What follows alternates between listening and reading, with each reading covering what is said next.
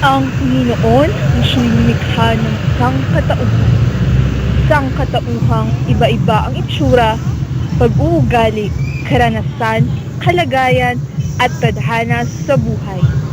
May mayaman, may mahirap. May maganda, may pangit. May mabutit, may masama. May mga pinagpapala at may minamala. Ngunit, subalit datapwat, posible nga bang maging magkatulad at isa lamang ang itinadhana ng may kapal sa ilan sa atin? Siya si Rina. Parehong namatay ang mga magulang sa pagsabog ng eroplano. Kaya sa murang edad, kaniyang naranasan ang kalupitan ng mundo. Si Mayat, ulila ng lubos. Namatay ang ina pagkasilang dito. Kaniyang sinisisi ang sarili sa pagkawala ng ina. Sa kaniyang pagmulat, wala na siyang kinagisnang ama. Lumaki sa tiyahin at pinalaya sa edad na 14 na gulang.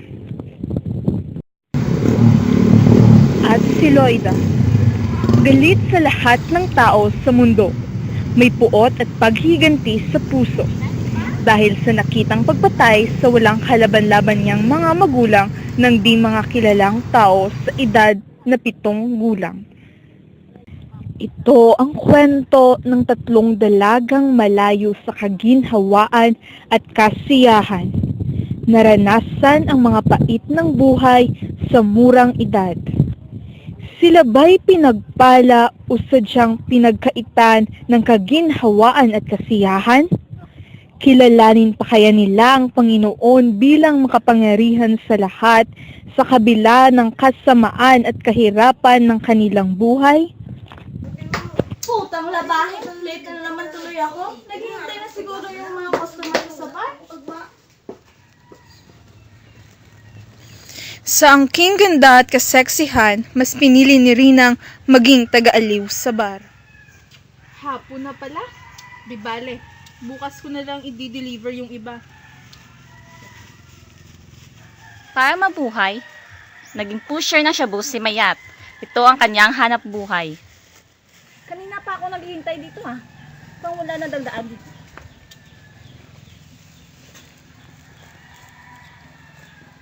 Uy, chamba. Huli ka ngayon. Si Loida, para makakain lang sa araw-araw, natutong maging snatcher.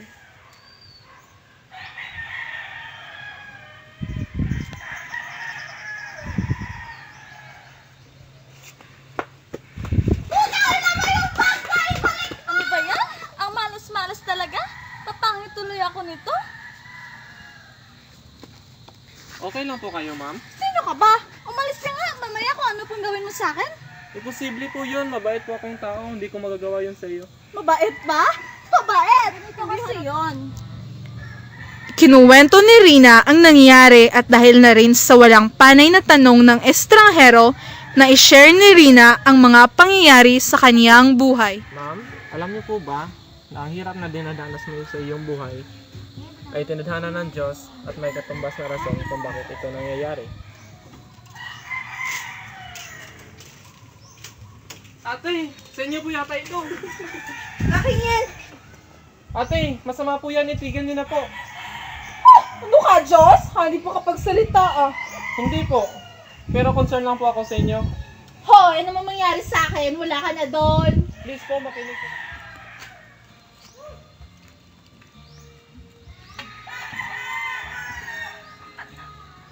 Nakinig naman si Mayat sa lalaki na i-open up niya dito ang kanyang buhay at naliwanagan ang madilim niyang kaisipan.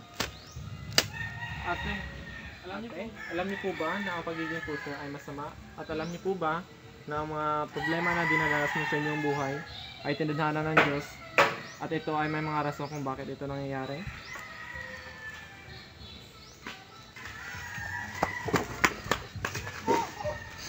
Bitiwan mo nga ako? Ate, bakit po kayo tumatakbo? Wala ka nang pakialam doon. Ate, tika lang. Ano ba? Bitiwan mo nga ako. Wala akong panahon magpagchismisan sa'yo. Sige, isusumbong kita. Ano ba sasabihin mo? Naging komportable si Loida sa estranghero kaya kanyang naisadula ang buhay dito. Sa mga sinabi ng estranghero, nagising sa katotohanan si Loida. Alam niyo po ba na ang pagnanakaw ay isang kasalanan? At saka ate, alam niyo po ba na ang lahat ng hirap na dinadas mo sa iyong buhay ay may katumbas na rason kung bakit ito nangyayari? Dahil sa mga sinabi ng estranghero sa tatlo, lumiwanag ang madilim nilang isipan. Napagtanto nilang lahat na tama ang sinabi nito. Nagbagong buhay ang bawat isa sa kanila. Nagsumikap sila sa buhay at kasama nila ang Panginoon sa pagkamit nila ng tagumpay.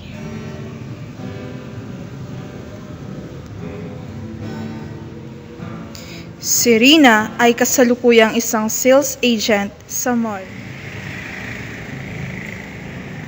Si Mayat ay naging isang ahente ng isang kumpanya.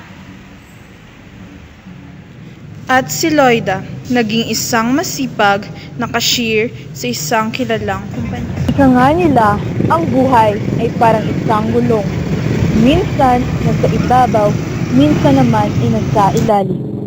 Ano man ang pangyayari sa ating buhay, ito ay binigay ng Diyos.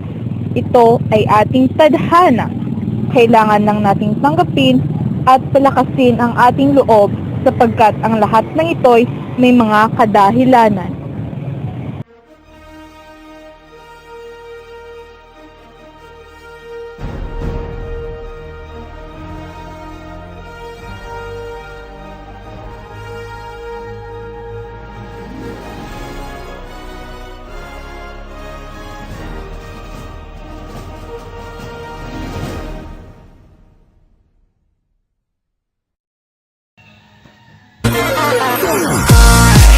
I'm getting high when I get my eyes on you like a spy. When you go up, I never let you down. Girl, we got something going on underground. Girl, shake that booty.